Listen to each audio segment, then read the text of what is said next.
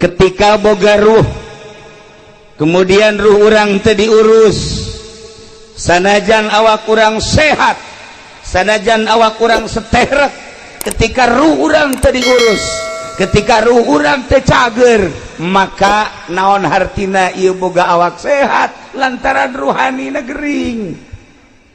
Kanyahoan ruhanina gering kumaha Kiai? Kanyahoan ki ruhanina gering mah kieu, dahar mah gembul, nginum mah loba, nonton TV ti isuk datang ka zohor kuateun, tapi ketika aya pangajian heuh aya bae. Ieu rohanina gering. Ketika aya suara azan lain gegeraan ka masjid, ieu rohani gering. Ketika aya siraman-siraman ruhani nyana henteu naon kitu ngaranna mencerna, ieu rohani gering. Tapi lamun neuleuk polisi ABRI bangga kula mah datang ka masjid asal kasake buka masyaallah. Ieu lamun eueuh imanan nyana moal daek ka masjid aya imanan. Sanajan di dieuna aya balokan, aya bintangan, tapi tetep bae awak sakadar awak lah dek disujudkeun ka Gusti Allah pan hebat. Nah ieu lah istimewa jasa, istimewa jasa kunaon eta? Eta polisi nu daek salat inget ka yauman tataqallabu fihil qulub, eta abri nu daek salat inget ka yauman tataqallabu fihil qulub, eta pedagang nu daek salat inget ka yauman tataqallabu fihil qulub wal absar. Ngeri engke jaga naon hartina ieu jabatan, naon hartina ieu kakayaan, naon hartina ieu kemuliaan, lamun ke di akhirat ngan sakadar jadi beuleum neraka. Ih, tinggalkeun salat, masya Allah indah jasa. Allahumma sholli ala sayyidina Muhammad wa ala ali sayyidina Muhammad. Alhamdulillah, wassalatu wassalamu ala rasulillah wa ala alihi wa sahbihi wa mawala, amma ba'du. Qala Allah ta'ala fil Qur'anil Karim wa huwa asdaqul qailin. A'udzu billahi minasy syaithanir rajim. Wa dzakkir fa inna dzikra tanfa'ul mu'minin. Al-ayat. Langkung tipayun urang sami-sami nganggakeun puja sinareng puji ka Gusti Allah anu Maha Suci, nu parantos masihan tina rupa-rupa nikmat ka urang sadayana, terutama nikmat anu kacida pisan ageungna nyaeta nikmat iman sinareng Islam. Sholawat sinareng salam mugia dilimpahkeun ka junjunan alam Kangjeng Nabi urang Kangjeng Nabi Muhammad sallallahu alaihi wasallam, katut ka para kaluargina oge ka para sahabat-sahabatna, rawuh para tabi'in atsba tabi'in, al-mukarramun para alimil ulama, para asatid, para tokoh masyarakat, bil khusus ka kesepuhan urang di dieu Kiai Haji Muhammad Ilyas, oge anu sok katingali di Cilongok Kiai Haji Madhali, tur seueur-seueur deui para kiai, para ustaz, urang doakeun mudah-mudahan para kiai diparanjangkeun umurna, dibere sararehat, jang nanjeurkeun agama Allah Subhanahu wa ta'ala. Urang doakeun deui nu lain kiai mah mudah-mudahan ulah.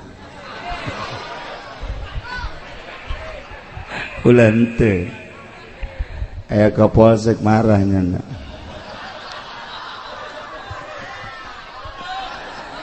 Aratur pemerintahanna, sipilna, militerna, nu alhamdulillah katingali dina saha loba mengkeluk negara. Mudah-mudahan ku ayana areunjana peduli kana negara, mudah-mudahan negara jadi bareres. Aya DPR di dieu jang utar atur, aya pacamat di dieu, aya polisi, aya abri, sebenarnya mah geus lengkap, tinggal balalenderna.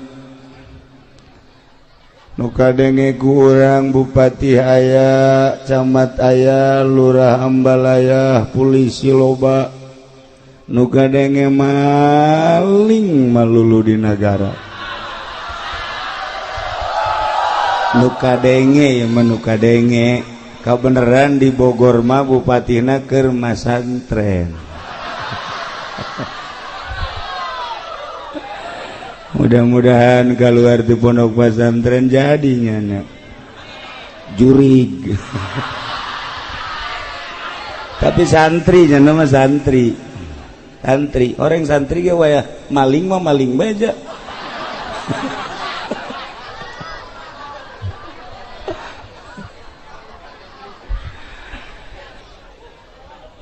Panitia penyelenggara walimatul wakirah nudina sahaya alhamdulillah parantos ngundang urang khususna simkuring, hampir-hampir simkuring ge ieu teu bisa hadir, patali sareng kurang sehat.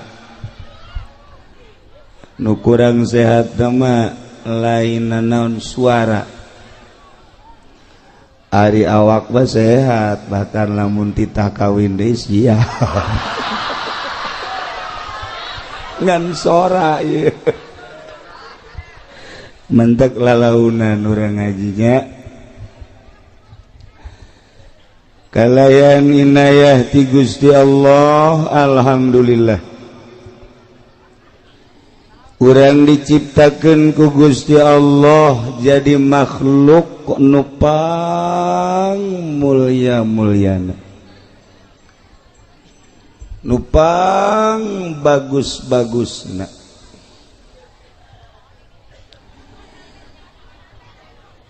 Kamulyaan jeung kabagusan makhluk Allah nu ngaran manusia lantaran didukung ku dua kekuatan anu optimal. Hiji kekuatan fisik, nomor kedua kekuatan ruhani. Lamun manusia geus kabogaan dua kekuatan nu dua eta ngelehkeun malaikat. Kekuatan fisik manusia sangat menonjol dina harti kabagusanana. Resep jasa orang lamun ningali hiji awewe jangkung lenjang putih gelis, boro-boro ka polsek kiai ge nu geus kolot kiai kabung belengan. Iya fisik, lamun hayal lalaki fisikna sterk ditingali jangkung, ditingali dedeg pangadegna ngesi, katingali bangun gagah. Ieu keur carita fisik awewe mana nu tersepen ka lalaki model kitu. Dibalikeun deui lamun aya awewe anu boga dedeg pangadeg model tadi, lalaki mana nu teresep. Berarti postur ieu sangat mendukung. Eueuh hiji nabi anu ku Gusti Allah diciptakeun kuluya pelaya eueuh. Lamun urang nyaritakeun Kangjeng Nabi urang nomor hiji. Lamun urang nyaritakeun Kangjeng Nabi Musa gagahna kabina-bina. Lamun urang nyaritakeun Kangjeng Nabi Ibrahim luar biasa. Urang nyaritakeun nabi-nabi nu lain, Rasul Allah diutus ka dunia jang dakwah ngajak umat teh nomor kahiji fisikna gagah. Di Indonesia lamun urang boga presiden gagah fisikna. Siapa cok aju seri bae. Maksudnya lamun diajak perang kamari bae.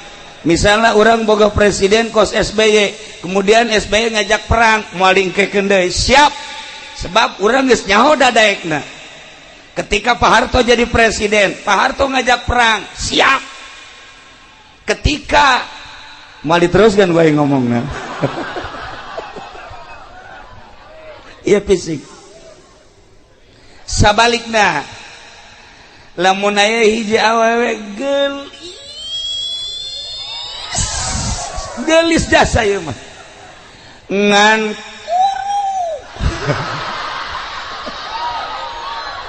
ieu mah keur carita gelis ngan kuru. Ulah nanya ka posek, ieu bae kiai, yai. Daek henteu awewe gelis ngan kuru tuh embung. Embung sebab ceknya naon cekeleunana.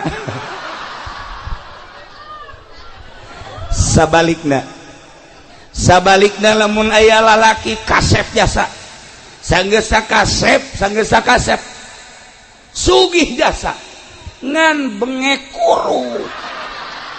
kuru jasa ieu mah. Kasep aya di nyana, sugih aya di nyana, kuru jasa. Tanyakeun ka awewe, ulah anu ngora nu kolot we, daek tembung. Cek nyana tuh boro-boro jero na luar lagi kos kitu. Moal daek. Da ieu fisik. Nu mantak loba urang ngausahakeun fisik urang teh diolah dengan berbagai olahraga. Memang dititah ku Gusti Allah sehingga gagah awak urang, sehingga sehat awak urang. Sehatna awak urang teh dicoba ku urang. Aya nu nyupiran kontainer ti Cilejet datang ka Surabaya bolak-balik kuat teh. Taruhlah merendanan jadi supir mah urang dieu mah jarang eta tah Maluku, urang dieu mah ngawaluku. Sahektar ku sorangan bae siapeun jasa. Macul ti isuk datang ka zohor, istirahat sakedeung, macul deui datang ka asar kuateun. Lantaran sehat. Ngandelkeun sehat awak doang tapi ruhanina gering. Macul masa hektar kuatin, tapi ketika neuleuh masjid nu sakieu hebatna agrengna ngadenge suara azan padahal imahna ngarendeng jeung masjid teu kuateun asup ka masjid. Teu kuateun. Pak Kapolsek aya di dieu soteh lantaran fisikna sehat, ruhanina sehat. Kuari wallahu alam isuk mah. Keur carita ieu mah. Wadiannya tapi lamun urang ngebogaan fisik doang sehat, ruhanina teu sehat. Moal bisa urang ngadengekeun ayat suci Al-Qur'anul Karim, moal bisa urang nyaritakeun tentang kalam-kalam ilahi, nyaritakeun tentang kalam-kalam Kangjeng Nabi, nyaritakeun tentang kalam-kalam ulama, moal kuat. Mantap urang eusian geula ruhanina supaya ruhani ieu sehat. Lamun urang ngabogaan ruhani sehat ditambah ku jasmanina sehat, urang Irak titah perang ngalawan Amerika lantaran fisikna jeung ruhna sehat siapeun. Urang Suriah lantaran sehat fisikna jeung ruhanina ngalawan Amerika siapeun. Urang Turki ngalawan Amerika siapeun. Urang Indonesia waktu perang lantaran ngabogaan sehat awak jeung rohani siap ngalawan Belanda.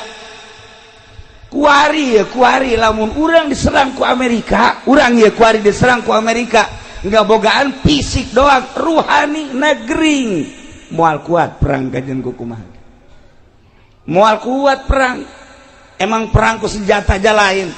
Perang mah cek Kangjeng Nabi teh kudu ku keyakinan jeung keimanan. Keimanan jeung keyakinan kakarak perang ngalawan kafir siap. Urang kuari mah ye mun ngalawan kafir teu kuat. Moal kuat lantaran ruhanina.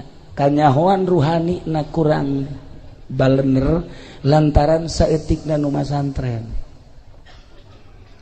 Di Indonesia kuari santri lamun dihitung santri salapi ngan seukur 9 juta.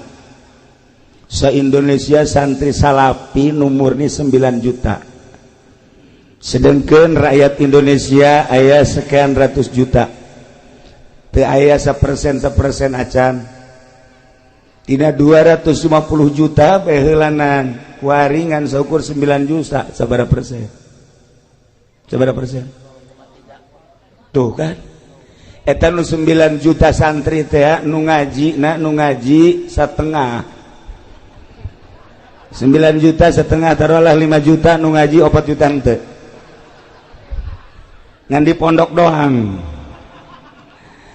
Haju nu ngaji taruhlah merenana nu 3 juta bisa anu 2 juta teu nu 3 juta bisa ngaji nu ngamalkeun bagi 2 1,5 juta 1,5 juta nu ngamalkeun alhamdulillah aya sanggeusna jadi kiai boga santri loba aya DPR asup kadinya aya bupati asup kadinya DPR asup ka kiai bupati asup ka kiai camat asup ka kiai gubernur asup ka kiai eta teh hamawereng.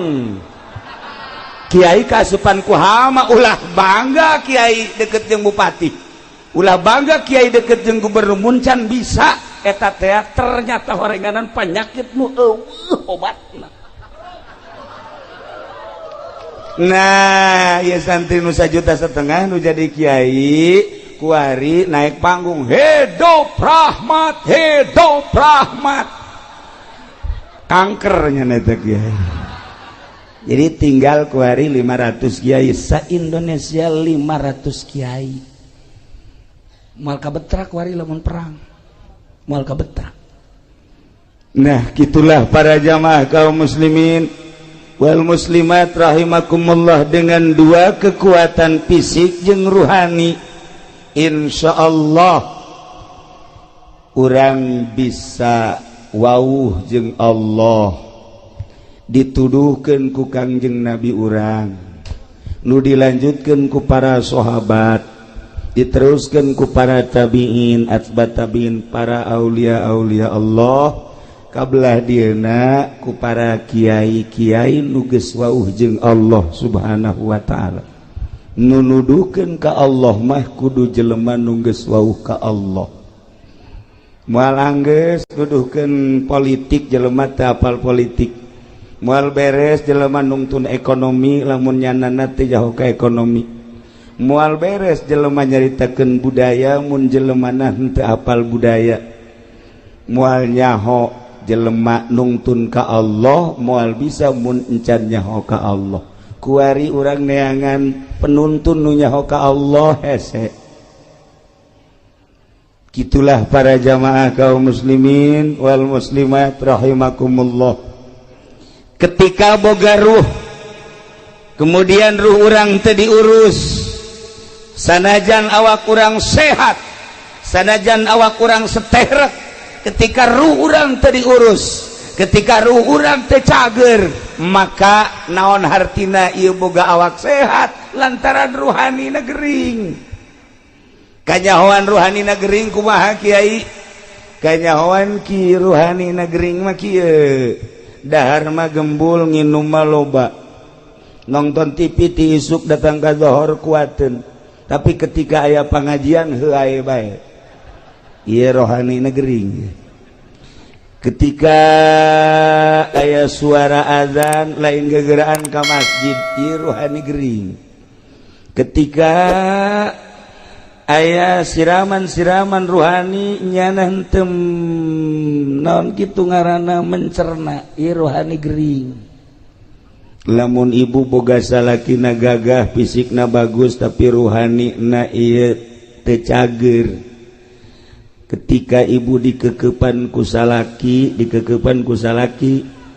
salakina tilok salat eta berarti ibu dikekepan kunu boga rohani na edan lamun ibu boga salaki teu salat eta rohna edan sebenarnya sarua salaki mun boga pamajikan teu salat eta ge sarua rohna edan jadi lamun pada teu salat nu edan jeung nu edan sedang tong kos kitu mah oh masalah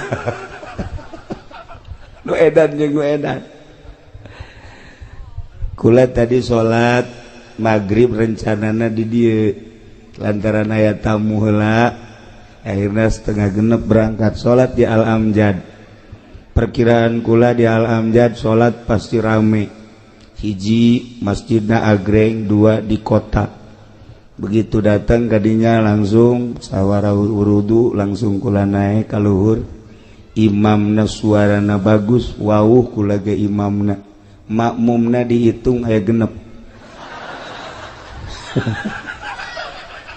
salat maghrib tadi di Al Amjad genep imam makmumna genep jeung imam 7 Masya Allah teu nyampe 10 aja ya Allah ya Rabbi daya berarti kan gering eta rohanina lamun urang carita awak supaya sehat gampang awak supaya sehat aya dokterna nyaritakeun tentang vitamin tentang obat dan lain sebagainya 4 sehat 5 sempurna geus teu aneh deui tapi ketika rohani urang nu gering ieu kudu ka mana ieu awak urang di mana-mana sehat ngadahar naon bae ge ngeunah ngadahar jeruk karasa mun amis-amis mun hasem-hasem ngadahar apel karasa mun amis-amis mun hasem-hasem ngadahar sayur dan lain sebagainya sehat karasa ngeunah jeung teu ngeunahna rohani urang ge rohani urang makananana ieu adalah salat makananana zikir makananana tasbih makananana tahlil nah ketika awak urang diajak salat teu daek diajak maca Quran teu daek diajak zikir teu daek berarti ieu ruh gering eta ruh teh gering geus teu kudu nyaritakeun ka saha bae maka urang baheulanan hei awak sia si saminggu samingguna ieu sabaraha juz sabenerna ieu sia kabeuki sia tanya roh urang sajuz apakah 2 juz saminggu tanya roh ari sia beuki henteu si maca Quran henteu maca tasbih henteu zikir malah ulama mun zikir puyeng jagjana iya berarti roh teh gering ahli-ahli Allah kan bakal nyaho sakumaha dokter nyahoeun ka jelema ieu teh sabenerna mah influenza ieu teh gering teh darah tinggi ieu teh gering teh kencing manis ieu teh gering teh nyahoeun dokter fisik teh sarua dokter ruhani ge nyahoeun kana ruh-ruh anu garering nu araredan bisa nebak sebenarnya nama misalnya kiai eta si kapolsek rohna edan apa henteu kukula ditelau katebak kukula bae DPR misalnya eta rohna sebenarnya edan gering apakah nyana sehat nyaho kula mah bener kula mah wajan ngomong dalil ka kaler ka kidul ka wetan ka kulon atuh dokter teh nyahoeun ieu gering ieu sehat ieu gering ieu sehat atuh kiai ge nyahoeun ieu mah kiai gering ieu mah kiai sehat atuh nyaho sanajan di kopeahan di udeng-udengan gering mah gering bae aduh cenah kiai ulah sok kitu aing mah deuk kitu bae aja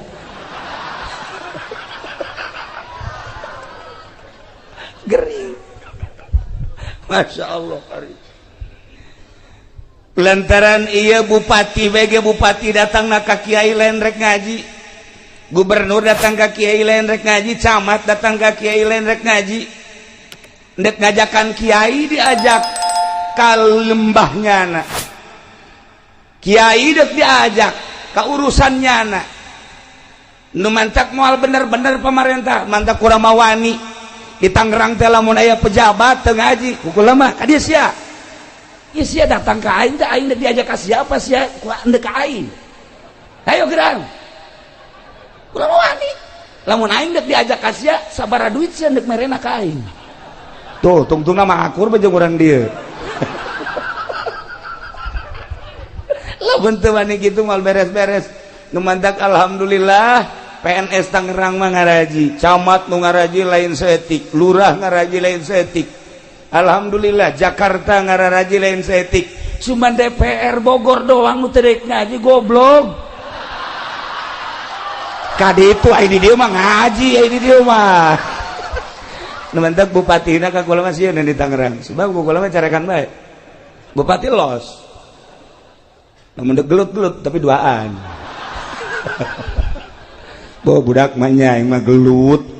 Keur carita yuk urang babarengan ja DPR ge engke mah pae, ja bupati ge engke mah maot, ja gubernur engke mah modal, presiden mah geus lain modal koit, kiai sarua koit, beusi ka aing ditangkap sia ka presiden koit, kiai ge koit goblok, sarua pada pae koit. Nah ketika pae awas awak nu ieu roh nu ieu nu bakal berhadapan jeung Gusti Allah, bakal ditanya sabaraha umur maneh di dunia ku aing dibere cek Gusti Allah, digunakeun naon umur sia, digunakeun naon mata sia, celi sia, irung sia, sunggut sia, beuteung sia, suku sia jeung leungeun sia, dek lumpat ka mana ketika urang diadili ke hisab garana di hareupeun Allah.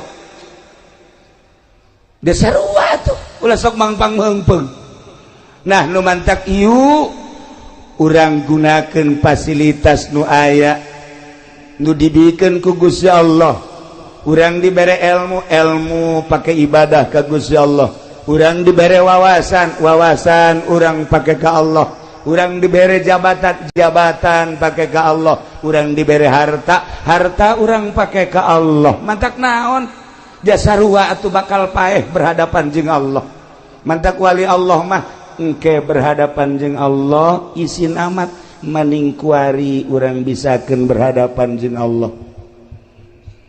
Waliullah mah kitu diuli kumaha ieu sangkan ke di hareupeun Allah teh aman, kuari bae urang cari aman. Menghindar heula ti makhluk dengan modal ilmu, menghindar heula tina dunia lantaran deka Allah. Ketika orang menghindar ti makhluk jeung dunia hiji bae nu ditingali Allah, ketika geus datang ka Allah bakal seuri sorangan, bakal indah hirup. Baheula keur zaman Gus Dur, kuari zaman Habib Lutfi, Habib Ja'far, urang mun ngobrol jeung Habib Lutfi kuari ti mimiti ka harti datang ka teu pati ka harti, datang ka teu ka harti ke kadituna. Sering datang ke Cilongok ngobrol, ieu ge marilu tajung nu karya ieu marilu cenah ge ngobrol. Bangsa setengah jam mah masih ka harti keneh ilu seuring cenah ge hahaha. Naik bae bangsa geus sajam. Nyana geus kikian we isi naon nu diobrolkeun cenah ku kiai. Nyana geus heuai deui, kiai ongko heuai bae tolol. Terus naik asal geus sajam setengah 2 jam we geus kararieu bae. Terus si naon diobrolkeun teu arti ju geus beres teh geus balik ka Habib Lutfi biasa jam 3:30 balik lah naranya ka kula kiai ai tadi si obrolan anak ka harti ai geus saruan teu resep doang resep lamun nyaritakeun ayat dimimiti dinahuan di bilagahan datang ke rahasia, datang ke lumpat rahasia tak bleh, masya Allah otak dibere kos kitu ku Gusti Allah. Ya Allah ya Rabb, baheula keur jeung Gus Dur ketika ngabahas tentang ayat nyana jago jasa tak plek. Ya Allah ya Rabb, kitulah ahli-ahli Allah. Nah, para jamaah kaum muslimin wal muslimat rahimakumullah, ialah awak urang nu ku Gusti Allah diberi anugerah seperti kieu contona ruhani teu kadeuleu ai lain ku ahli nama, tapi urang bersyukur roh urang wauheun jeung Allah lantaran urang maca dua kalimat syahadat, maca kalimatun thayyibah la ilaha illallah, cukup sakitu ge ku maca syahadat, maca la ilaha illallah paeh sorga. Beuh mantep biasa. Teu kudu salat cenah kiai, deuk salat teh henteu. Pokona asal maca la ilaha illallah sorga. Wah tuh kos gitu baca teu kudu salat. Atuh Allah saya teu ditahan salat. Nu penting mah asal maca la ilaha illallah ka sorga. Sakitu bae. Engke cenah eta di akhirat aku mah itu urusan di akhirat aku masih ya.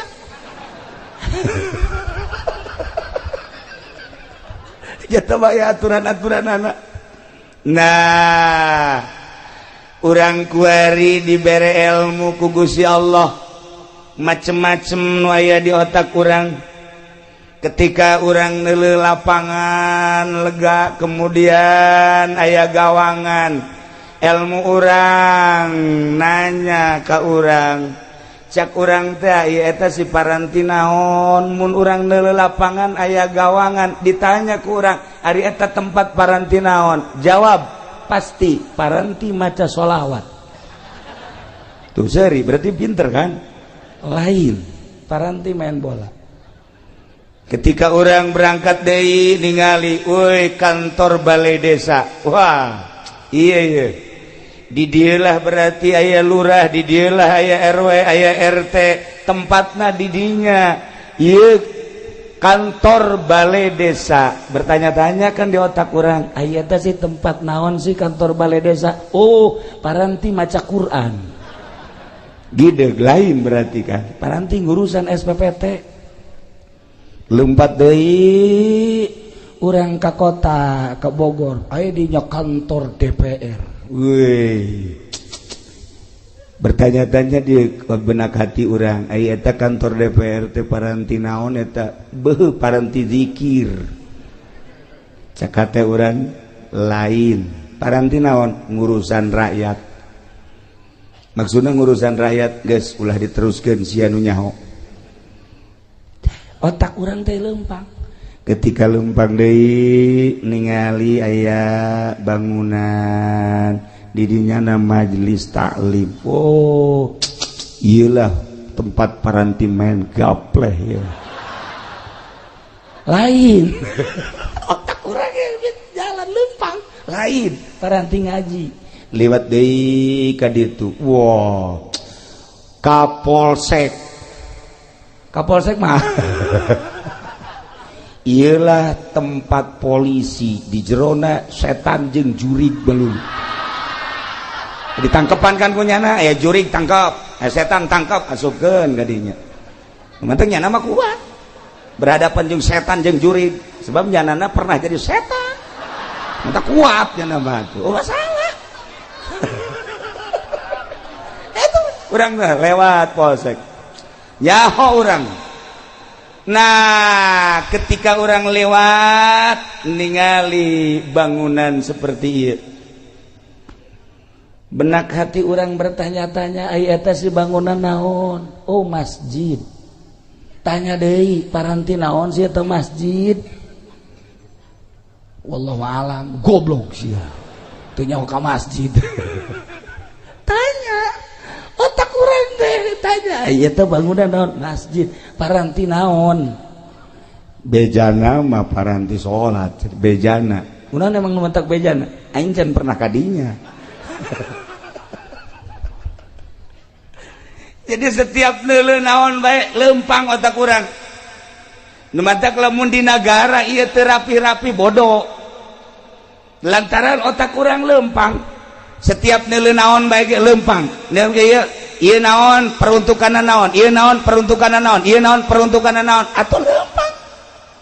Nu mantak urang dititah tafakur ge dina ilmu thariqah teh aya khidmat, aya tafakur, aya zikir, aya muraqabah, aya muhasabah. eta teh jang minterkeun diri supaya wauh jeung Allah. Urang teh bakal pinter gerage ku tapakur ku mikir bae heula bakal pinter. Nah ketika orang ningali sosok ieu bangunan, oh ieu masjid paranti naon, paranti ibadah ka Gusti Allah. Wudi'a lis salat, khususna diperuntukkan jang salat ieu masjid. Nu mantak lain samarangan ieu masjid teh lantaran cek Kangjeng Nabi basyiril masyaina bubunga cek Kangjeng Nabi cek Gusti Allah Muhammad jelema-jelema anu lempang ka mana ilal masajid bubungah naon bubunga ilan nuritam cahaya nu sampurna. Naon si cahaya nu sampurna? Jannah, surga. Jelema nu lempang ka masjid bubungah ku anjeun Muhammad eta jelema bakal menang surga. Masya Allah. Sebab jelema pan beda motifna. Sia deuk ka mana sih ayeuna ieu sia lempang ieu bangunna deuk ka kantor desa moal jauh urusanana ti urusan kos kitu pertanahan. Sia deuk ka mana ieu bangunna gegeuraan we anak aing ditangkep di polsek ieu. Urusanana kan urusan kos karitu bae narkoba. Sia deuk ka mana ieu bangun rapi amat deuk ka masjid lain deui pan. Berarti kan deuk ibadah ka Gusti Allah. Sanajan sawaktu-waktu mah aya nu lain ibadah nek nyokot sendal doang gak masalah geus lah. Tuh. Ya. Cek Kangjeng Nabi bungahkeun gereja jelema anu lempang ka masjid mah bakal dibere sorga. Ya Allah ya Rabb. Nu mantan sim kuring mikir bae ieu sebenarnya kurang sehat, tapi ieu hiji hayang kapanggih jeung Adi di dieu nomor kedua, hayang kapanggih silaturahmi jeung urang di nomor katiluna ieu urusanana masjid. Masya Allah. Begitu datang ke dieu ningali masjid agrengna luar biasa. Bunga hate ketika orang ningali di Tangerang aya di nu make kubah di luhurna aya saliban gereja eta mah orang ningali deui di Tangerang kabelah itu ka barat aya bangunan nu gede ngan burung marakbak. Masya Allah kelenteng teh mah. Orenganan di Indonesia teh kompetisi aya nu ngabangun gereja teu eureun-eureun, aya nu ngabangun kuil teu eureun-eureun, aya nu ngabangun kitu kelenteng teu eureun-eureun, aya nu ngabangun masjid teu eureun-eureun. Atuh nu ngabangun gereja moal umat Islam, nu ngabangun kuil moal umat Islam, pasti umatna masing-masing.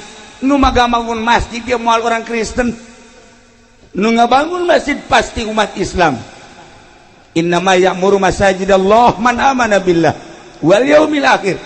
Moal orang Kristen lu ngabangun masjid mah pasti jelema nu iman ka Allah, nu iman ka yaumil akhir. Wa aqamas shalah jeung nu ngadirikeun shalah wa ataz zakah. Iyalah jelema asal daek ngabangun masjid berarti deuk nembongkeun iman nu aya di dadana. Sebab cek Kangjeng Nabi al-masajidu buyutullah, masjid adalah imah Allah. Tudi'u li ahli sama, caang jang ahli langit. Kama tudi'u sakumaha caangna nujumus sama li ahli ardi. Lamun malaikat nu aya di alam malakut di luhur ningali kahandap kieu loba nu cararaang eta teh masjid-masjid jeung musola-musola. Sakumaha urang lamun urang ahli bumi ningali ka langit, begitu ningali ka langit loba bintang-bintang. Urang ningali ka langit loba nu caraang di luhur langit bintang-bintang, malaikat neuleuh ka handap loba nu caang. Nu caang ieu adalah masjid-masjid. Malaikat turun neuleuh cacaang ka masjid. Plek. Culek-culek malaikat. Mana imamna ya? Di deuleu mana muadzina cek malaikat. Di deuleu mana makmumna. Malaikat turun di luhur. Ya Allah, cak Kangjeng Nabi tudiuli ahli sama, ieu masjid teh nyaangan ka ahli langit, turunnya na. Mentak ulah kaget lamun urang salat sorangan di masjid jam 1 jam 2 di dieu salat sorangan sholli Allahu akbar engke aya nu ditukangan urang nyana milu Allahu akbar ulah kaget eta teh malaikat milu jeung urang Allahu akbar nyana ge Allahu akbar urang geus rada empot-empotan isi malaikat apa nu tadi disolateun teh ye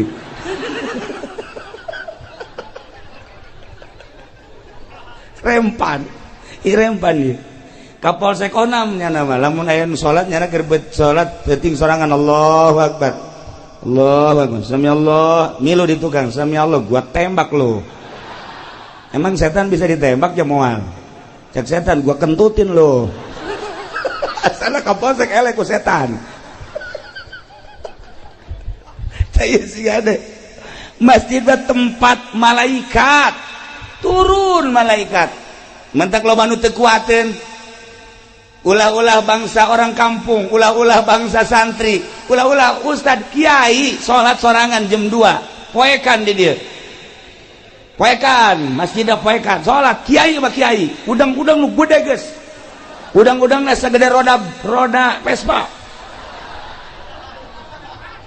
salat sorangan sholli sunat tahajud Allahu akbar aya itu Allahu akbar dak milu bae na teh kiai teh Allahu akbar iya Allah amin Allah kiai kajian kumaha ge moal khusyuk dek ceuli datang ka khusyuk nyaho datang nyaho moal ka assalamualaikum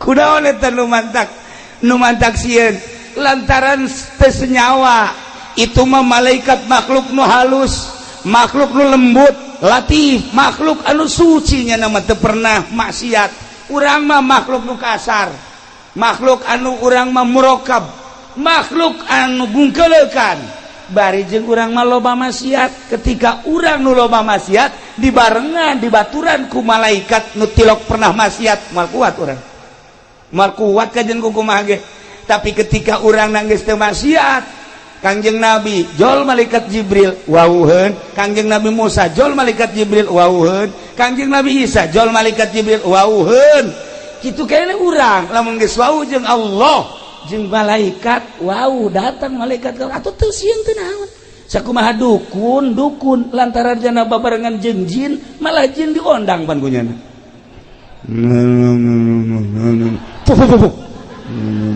ayah kuari gimana karaya lantaran senyawa jeung jin kesieun ka jin nah urang lamun geus jadi hamba Allah moal sieun sebab geus biasa bahkan urang dibaturan dibarengan ku malaikat nah hayang datang ka kos kitu kumaha si kiai tenang ieu heulanan ieu teh bentuk bangunan masjid jang paranti ibadah ka Gusti Allah khusus jang ibadah nu mantak aya aturan-aturanana di masjid mah nu head teu meunang asup ka masjid anu boga hadas gede teu meunang asup ka masjid caritaan dunia teu meunang dibawa ka masjid lamun dibawa ka masjid dilaknat ku Gusti Allah sucikeun masjid mah mantak beda masjid sok kaambe ku ahli Allah mah ya masjid bagus nama tapi ya rada bau pemerintah ya masjid ya. Aya duit pajegan ya masjid ya. Bangun haridang gajeng kaambe wae teh ku ahli Allah. Aya masjid murni ti masyarakat saaya-aya tiis masjid ya tentrem. Tapi lamun aya sumbangan ti pemerintah teu nyaritakeun haram jeung teu haramna asal katarajangan duit pemerintah bae masjid mah hareudang. Harida dipakaina teh endekna heuai wae neangan juru masjid bae atawa tihang ye eta masjid teu beres eta atuh aya kitu mah cenah kiai pang nebakeun mah ieu kira-kira na kaambeun teu eta mah rahasia engke bae kula bebejana ka adik kula bae di itu imah henteu cenah ku ari bae hayang nyaho ieu apakah aya duit pamarentahan ka ambeun teu ku kiai dijak ka ambeun jasa ku aing mah cak ka ambeun emang teu ka apa tuh ka ambeun ya Allah ya Rabbi. Nah sedengkeun ieu kapal ieu masjid bakal jadi kapal jaga di akhirat ketika urang dieu engke digiring di mahsyar saenggeusna digiring ditimbang amal nu amalna bagus mah langsung sorga nu amalna kurang bagus ye cicing heula di sisi neraka saenggeusna cicing di sisi neraka malaikat nanya hei urang mana ieu si Lejet pimpinan saha Ki Ilyas Haji Iim Imadudin adik kula cek malaikat dia kamarana cicing di dia lain ka neraka bae embung panas atuh geura ka sorga teu kadeuleu jembatanna atuh sia da kamarana ieu nyaho ka mana meureun tidinya aya kapal ngung nah masjid ternyata bakal jadi kapal aya merekna dirinya kapal naon ieu ngaranna Al-Hijriyah wow kapal Al-Hijriyah Cilejet jelema wah aya di panitiana tenang lah teu bisa sembarangan asup anu gede naon kitu nganyumbangna ti heula bangsa nu 100 juta 50 juta ti heula rombongan 10 juta masuk sada pinuh tah masjid rombongan 5 juta rombongan 1 juta aya ditungtung rombongan anu 500 nangkel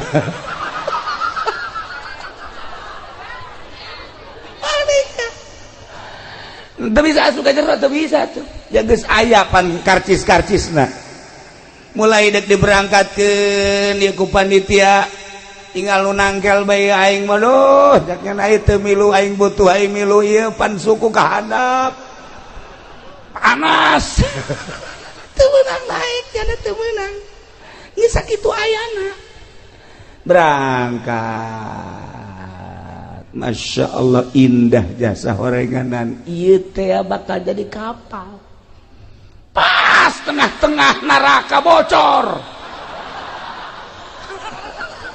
masjid bocor kapal bocor anu di tengah wae panas kunaon bocor bocor kapal bocor wah narangtung atuh kabeh lantaran bocor atuh biasa teu ada kaluhur cak panitia kok bisa bocor kieu naon ya coba malaikat datang ieu kunaon ieu jadi bocor diambean ku malaikat duit bupati bocor masjid sakieu bagus dan ke bocor ya Allah ya Rabbi datang mah datang gak dihitungan harideung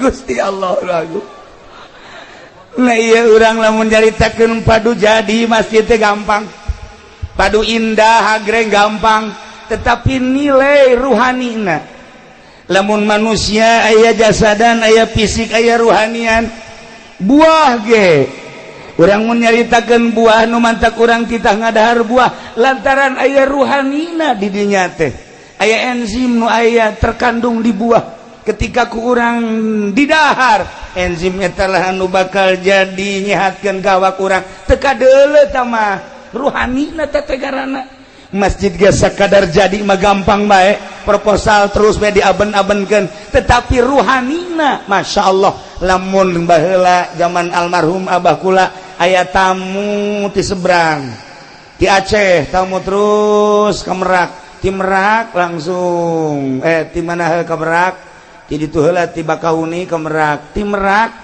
nyana deuk leumpang ka Cilongo ka abah lempang begitu lempang dek salat ti merakeneh dek salat Masya Allah ku Gusti dibukakeun hijab asalnya ka masjid sakitu agrengna masjid kadeleuna loba kotoran tai terjadi berangkat deui aya mushola bagus begitu asup ka mushola pinuh ku tai terus bae lempangnya neangan mushola atau masjid anu suci anu bersih teu aya ayalah nyempil diserang aya masjid mushola nyempil jore begitu asup tah eta mah teu katingali kokotor didinya lah salatnya didinya langsung lempang deui diserang terus menuju Cikande kitu bae asal dek salat ka masjid ka mushola selalu ditembongkeun ku Gusti Allah kotoran-kotoran datanglah ke Tangerang datanglah ke almarhum abah kula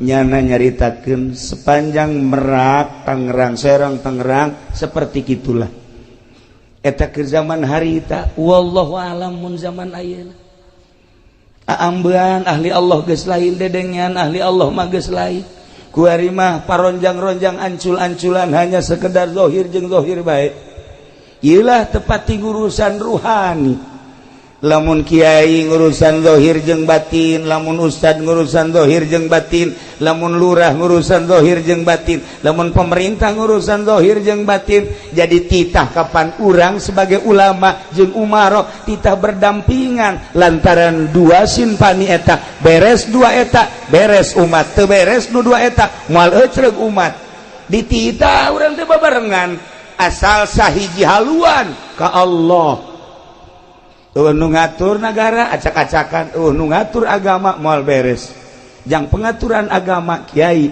jang pengaturan agama politikus babarengan politikus jeung kiai nu tujuanana dek ngarapihan bangsa negara jeung agama rapi atuh kajian kumaha ge gitulah para jamaah kaum muslimin wal muslimat rahimakumullah nah ialah masjid buyutullah imah Allah nu dina Al-Qur'an dijelaskeun fi buyutillah fi buyutin adzinallah an turfa'a wa yuzkaru fiha ismuhu yusabbihu lahu fiha bil ghudwi wal asal rijalul la tulhihim tijaratu wala bai'un an dzikrillah wa iqamis shalah wa ita'iz zakah yakhafuna yawman tataqallabu fihi al qulub wal absar wallahu a'lam bimuradi fi buyutin di bangunan adzinallah nu Allah ngizinan an turfa'a wa yuzkaru fiha ismuh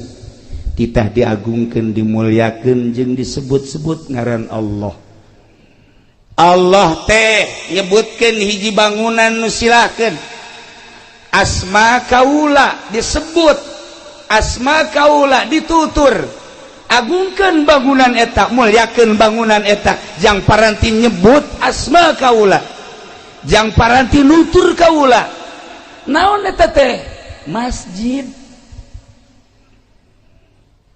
yusabbihu lahu fiha bil ghudwi wal asal silakan sucikeun Allah di masjid dek isuk dek sore terus aya eureun-eureunna paranti nyucikeun Gusti Allah ialah masjid urang beda wiridan di imah salat urang di imah sholli sunatul hajat Allahu akbar beres ngawirid urang a'udzubillahi minasyaitonir rajim idz qala yusuf li abihi ya abati inni ra'aytu asara asqakum li sajidin baca 75 tiupkeun ke arah sarwiti fuh urang ngawirid di imah angel tadi ijabah coba di masjid sholli Allahu akbar beres a'udzubillahi minasyaitonir rajim inni ra'aytu asqakum qala yusuf li abihi ya abati nu kuduna 7 poe sarwiti kakarak daekeun 3 poe geus edannya di masjid barahin deh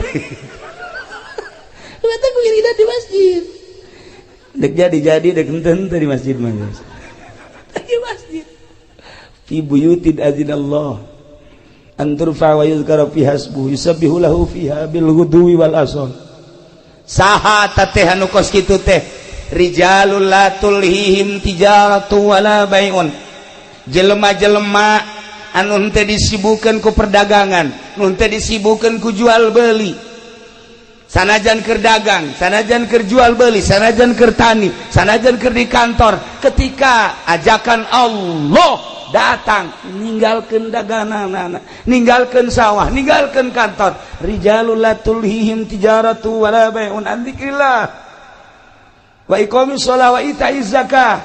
Kunaon sih make kos kitu? Keur di sawah ngadenge suara azan, padahal keur macul ngadenge Allahu akbar, Allahu akbar. Cak petani pacul hampurannya maneh hendek disimpen heula di galeng, titip ulah ka mana manehnya. Cak pacul aing mah ka mana? Cicing. Cak pacul ka mana? Salat. Polisi di kantor, Allahu akbar, Allahu akbar. Periwit ditenden. Ngampura heula periwit. Cak periwet dek mana? Panggilan Allah leuwih mulia batan maneh. Mangga tuh kan. Di DPR, Allahu akbar, Allahu akbar. Tinggalkeun kantor.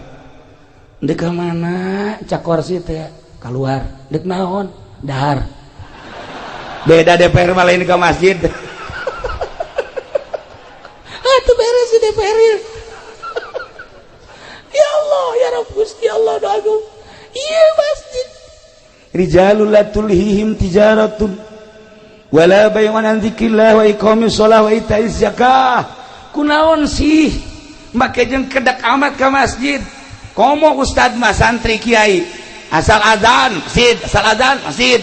Sebab kadengena suara muadzin Ki Zaid misalnya azan Allahu akbar, Allahu akbar, kadengena mah suara Zaid, padahal utusan Allah, ajakan Allah lain Zaid tadu di deuleu Allah mah. Masya Allah karim ke masjid sholat. Nah, rijalul la tulhihim tijaratun, tesibu ku dagang, tesibu ku jual beli, tesibu ku tani, tesibu ku bisnis, tesibu ku kantor, berbagai aktivitas tinggalkeun. Kunaon emang? Ya khafuna yauman, sieun ka hiji poe. Poe nu mana? Poe anu tataqallabu fihil qulub wal absar, anu bakal goncang hate jeung mata. Neuleu naon? Neuleu pandangan neraka. Rempan jasa lamun urang ningali engke jaga poe. Yauman tataqallabu fihil qulub wal absar. Nu mantak ahli Allah mah cepet ka masjid lantaran ingat ka yauman tataqallabu fihil qulub wal absar, neraka. Kiamat. Nu mantak para pejabat urang lamun di Jakarta ningali indah jasa ketika datang waktu sholat nyana teh mukaan sapatuna. Kula sering sholat di Tangerang, polisi dibuka sapatuna, kula kieu bae di sisi cek kula teh kiai mah teu kudu muka sendal jeung teu kudu make sapatu jeung make sendal babarieu. Kiih jatuh make calana tinggal wear doang panjang. Babari kan eta mun deuk kieu deuk naon ge kitu bae meureun, maksudna tinggal nyingsatkeun bae. Tapi lamun neuleuk polisi abri bangga kula mah datang ke masjid asal-asake buka, Masya Allah. Ieu lamun eueuh imanan nya moal daek ka masjid aya imanan.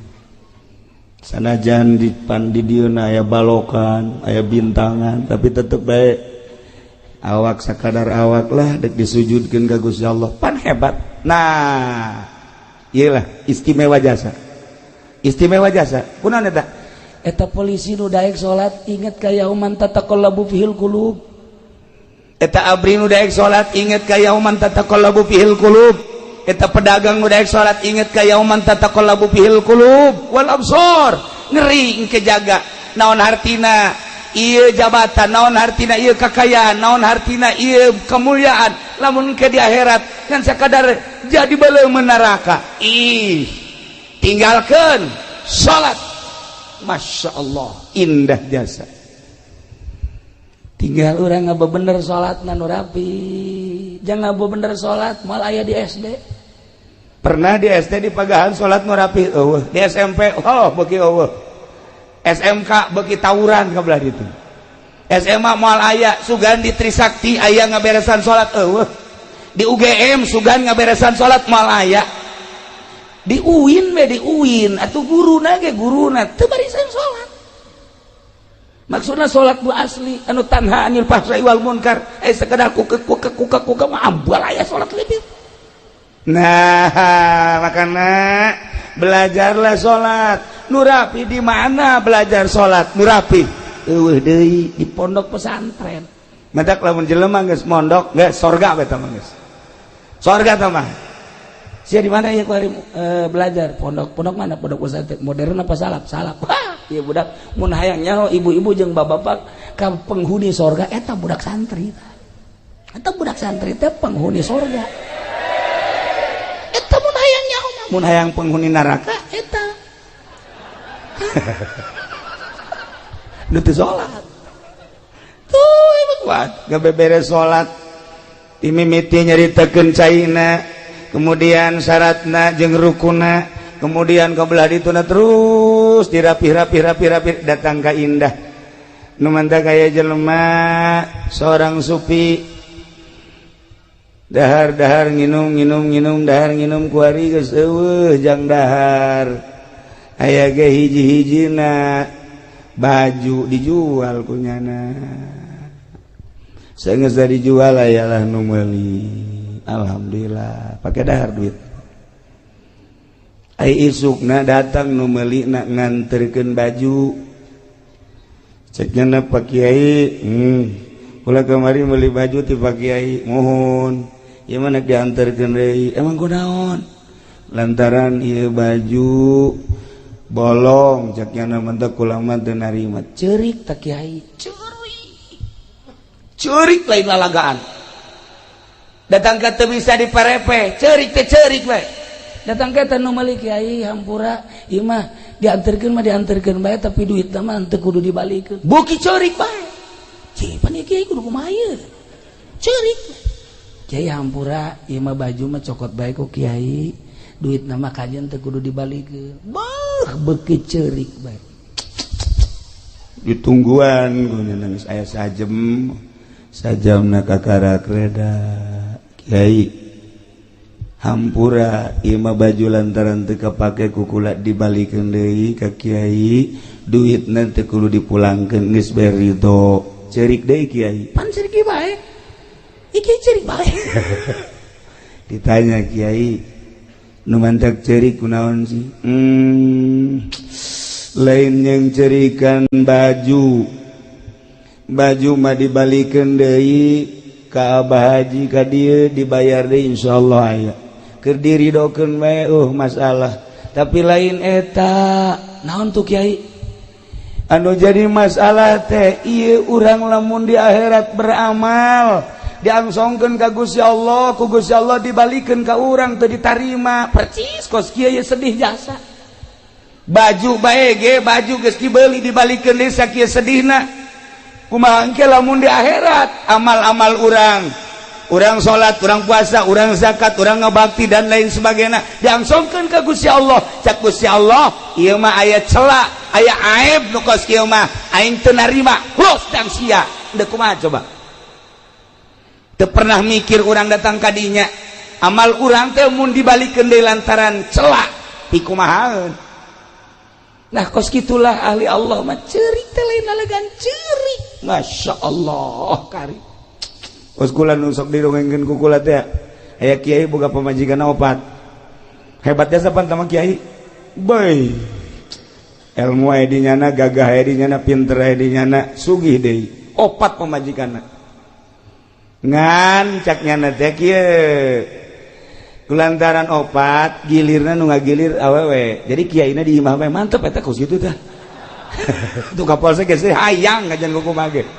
Nyana makenan. Jadi awewe nu gilir supaya kayak ka ditu balik, ka isuk ka dieu kayak balik. Aduh, nikmat jasa teh mah. Anugerah lain leutik-leutik anugerah teh mah. Barang penting ieu teu datang nu kolot. Sekena ieu datang nu kolot. Pre malam ieu geus aing lah. Isu penting nu kadua, datang deui bae. Ceuh, datang. Katilu penting nu katilu teu datang deui bae. Kaopat penting nu kaopat teu datang deui bae. Jeuh, cek kiai 4 ku 4 mah. Hiji-hiji acan kumaha oreng ieu si cegan. Nah kebenaran di lembur eta anu ngariung nyana nyarita kan ngaranna ge kiai dibere waktu dulur-dulur sadaya geus beres ngariung nya nyaritakeun kepentingan nu boga imah nyana nyarita urang lamun boga pamajikan kemudian pamajikan ngaladenan urang eta teh sarua jeung ngabunuh Yahudi 70 ganjaranna kumaha jasa sakali deui lamun pamajikan ngaladenan salaki sarua jeung ngabunuh Yahudi 70 kadenge teh ku pamajikan opat teh mau horenganan lain leutik ganjaran ceuk masyaallah eta pas kiaina balik ngariung mulai nu kolot datang waalaikumsalam aya naon kula kabita ngadengin taju 70 sakina kula deuk ngaladenan kakak woi siap atuh sakira der beres balik nu kolot nu kadua datang waalaikumsalam ieu naon ieu kula tadi ngadenge kakak bu masyaallah kabita disebut gede jasa orang ganjaranna jadi kula hendak ngaladenan kakak siap berdei dua geus beres dana balik tilu katilu datang deui waalaikumsalam aya naon ieu kula kabita jasa ganjaranna tadi sarua jeung maehan 70 kula ge hayang deui atuh siap geus rada leutik siapna siap geus beres eta nu katilu nu kaopat kasubuhnakeun datang waalaikumsalam ya naon kula kabita ku ganjara aduh atuh ieu mah lain ngabunuh Yahudi aing nu paeh